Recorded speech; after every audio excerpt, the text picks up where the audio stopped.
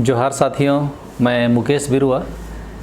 Bullet train के बारे पिछले वीडियो में मैंने बुलेट ट्रेन गुजरने वाली जगहों में लोगों की स्थिति के बारे बताया था। आज इसके बजटीय स्थिति का आकलन करेंगे। 10 साल पहले मोदी जी ने 2022 तक मुंबई और अहमदाबाद को जोड़ने वाली बुलेट ट्रेन परियोजना के पूरे होने की घोषणा की थी। इसे मोदी के अल्टीमेट विजन के रूप में सराहा गया था और सभी ने भारत में बुलेट ट्रेन नहीं लाने के लिए कांग्रेस को दोषी ठहराया था। 10 साल बाद यह केवल 30% ही पूरा हुआ है और संशोधित समय सीमा अब 2028 हो गया है। इस पर बहस ना करते हुए कि हमें बुलेट ट्रेन की आवश्यकता है या नहीं, इसके बजाय परियोजना की वित्तीय स्थिति का विश्लेषण करेंगे तो पाएंगे कि लॉन्च होने के बाद यह देश के लिए सबसे बड़ी देनदारी वाला परियोजना बनने जा रहा है। 12 स्टॉप के साथ 508 किलोमीटर के निर्माण के लिए परियोजना की प्रारंभिक लागत का अनुमान 1.08 लाख करोड़ रुपए था। लागत को बाद में संशोधित करके 1.65 लाख करोड़ रुपया कर दिया गया, लेकिन आरएसएस के मुखपत्र स्वराज मैगजीन की रिपोर्ट के अनुसार पूरा होने पर इसकी लागत 2 लाख करोड़ रुपये होने की उम्मीद है। यह प्रति किलोमीटर 398 करोड़ रुपये है। इस परियोजना को जापान इंटरनेशनल कॉरपोरेशन एजेंसी यानी कि JICA द्वारा 80/20 के रेशियो में वित्त पोषित किया जाना है, जो कि 50 वर्षों की अवधि और 0.1% ब्याज के साथ एक ऋण है। तो 1,60,000 करोड़ जापान से आएंगे और यदि लागत 2 लाख करोड़ रुपए रहती है तो national high speed railway corporation इसको 40,000 करोड़ रुपए जुटाने होंगे या उससे आगे भी जा सकता है। 40,000 करोड़ वाले हिस्से पर नज़र डालें। इसे महाराष्ट्र और गुजरात की राज्य सरकारों से ऋण के माध्यम से वित्त पोषित किया जाना है। 30 वर्षों के लिए 8% ब्याज पर ऋण मानते हुए 30 वर्षों में कुल 1,05,657 करोड़ रुपये का भुगतान करना होगा। महत्वपूर्ण बात यह है कि बुलेट ट्रेन महाराष्ट्र में लगभग 100 किलोमीटर और गुजरात में 400 किलोमीटर जाएगी, लेकिन 40,000 करोड़ रुपए में दोनों को आधी आधी हिस्सेदारी देनी होगी, जो विवादित मुद्दा रहा है। महाराष्ट्र के 100 किलोमीटर का रेल मार्ग वन भूमि और 5वें अनुसूचित क्षेत्र से जाता है, इसीलिए आदिवासी एकता परिषद जैसे आदिवासी संगठनों ने विरोध शुरू किया। गुजरात में भी अधिकतर हिस्सा आदिवासियों की भूमि से ही जा रही है। 1,05,557 करोड़ रुपए की देनदारी का मतलब है कि हर महीने 293.5 करोड़ रुपए का भुगतान करना होगा, जो कि 30 वर्षों तक सालाना 3,522 करोड़ रुपए है। अब आइए JICA यानी कि जापान इंटरनेशनल कॉरपोरेशन एजेंसी से 50 वर्षों के लिए 0.1% पर 1,60,000 करोड़ का ऋण पर अगर नज़र डालेंगे तो 50 वर्षों में कुल ब्याज लगभग 4,040 करोड़ रुपये होगा, जो काफ़ी कम है, लेकिन हमें EMI के तौर पर हर महीने 273.4 करोड़ रुपए चुकाने होंगे। यह 50 वर्षों तक हर साल 3,280 करोड़ रुपए होते हैं। तो दोनों ऋणों को मिलाकर हर साल ऋण EMI का भुगतान करने के लिए 6,802 करोड़ रुपए की आवश्यकता होगी। इसके अलावा एक और खतरा है। JICA ऋण जापान येन में यानी कि JPY में दिया जाता है और इसका भुगतान भी जापानी येन में ही करना होता है। यदि येन की दर ऊंची होती है तो रुपए में ऋण की राशि भी काफ़ी बढ़ जाएगी। इसी तरह यदि रुपया मजबूत होता है तो ऋण राशि भी काफ़ी कम हो जाएगी।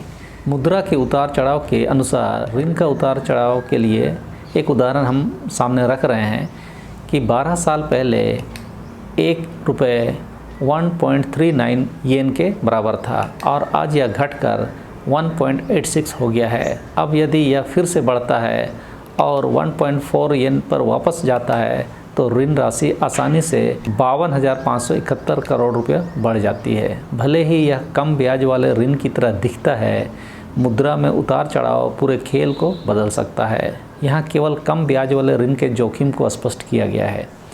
National high speed railway corporation द्वारा अनुमानित दैनिक सवारियों के आंकड़े को देखें।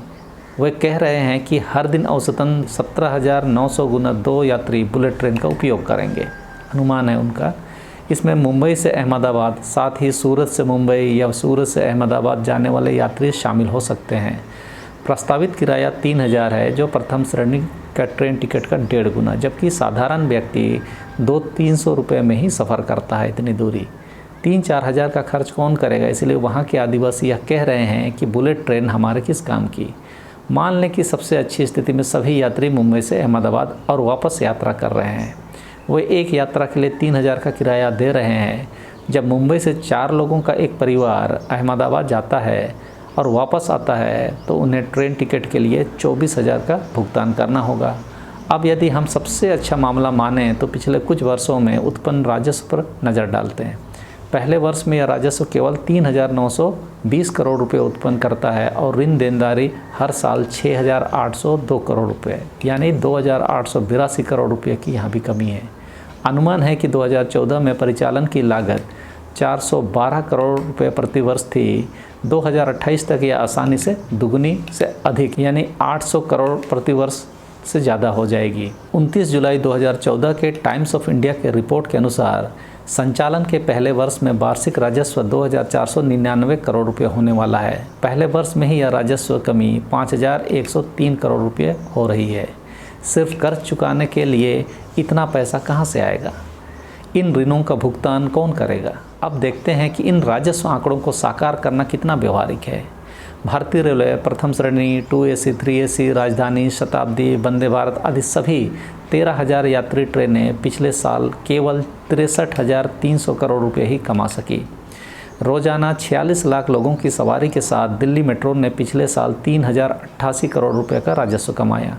तो आप अनुमान लगा सकते हैं कि जिस मार्ग पर इतनी अधिक नियमित रेलगाड़ियाँ, बसें और राजमार्ग हैं और इतने अधिक टिकट किराए, उस पर कितना राजस्व प्राप्त करना संभव होगा। अगर यह हर साल 2,000 करोड़ रुपए का राजस्व हासिल कर सके तो यह अपने आप में एक बड़ी उपलब्धि हो सकती है।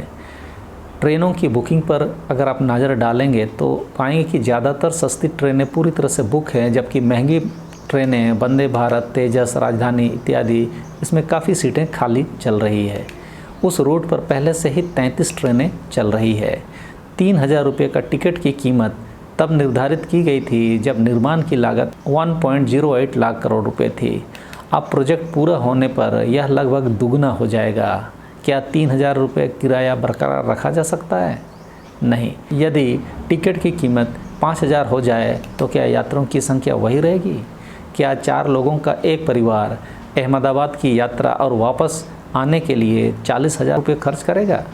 यदि अहमदाबाद से मुंबई की यात्रा के समय में कटौती करने की कोई वैध आवश्यकता थी तो इस महंगी बुलेट ट्रेन के विकल्प क्या हैं?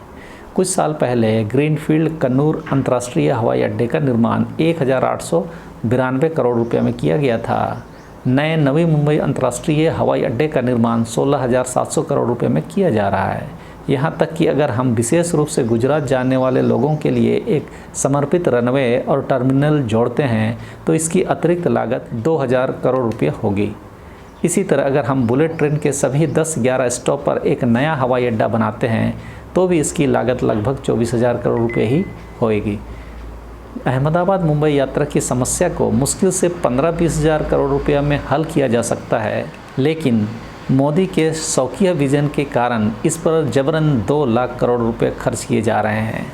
अब हम केवल एक आदमी की इच्छाओं को पूरा करने के लिए उससे 10 गुना अधिक खर्च कर रहे हैं। गुजरात के मुख्यमंत्री के रूप में नरेंद्र मोदी ने बोला था, आप देख लीजिए, एक व्यूहात्मक रीते पूरे विश्व के सामने अपनी ताकत दिखाने के लिए कुछ चीजें करनी चाहिए। तो मेरे प्रधानमंत्री ने कहा, साहब एक छोटा सा काम कर दीजिए, Ahmedabad Mumbai high speed bullet train चालू करवाइए। उससे क्या, मैंने कहा दुनिया को हमारी ताकत का परिचय होगा। ट्रेन से वो कोई बैठने के लिए आने वाला नहीं है, ये हम भी कुछ कम नहीं है, वो भी करना पड़ता है जी।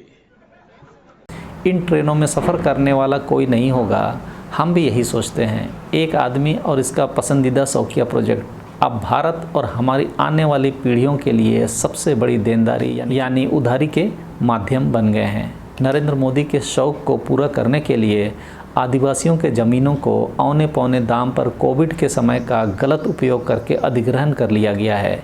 चूँकि उस समय घरों से निकलने की मनाही थी, लेकिन अधिग्रहण करने के लिए सरकार आराम से ज़मीन का अधिग्रहण कर रही थी। दलालों और सरकारी कर्मचारियों ने बहुत लोगों को लूटा, कानूनी कागजात के लिए और भूमि सर्वे आदि के लिए।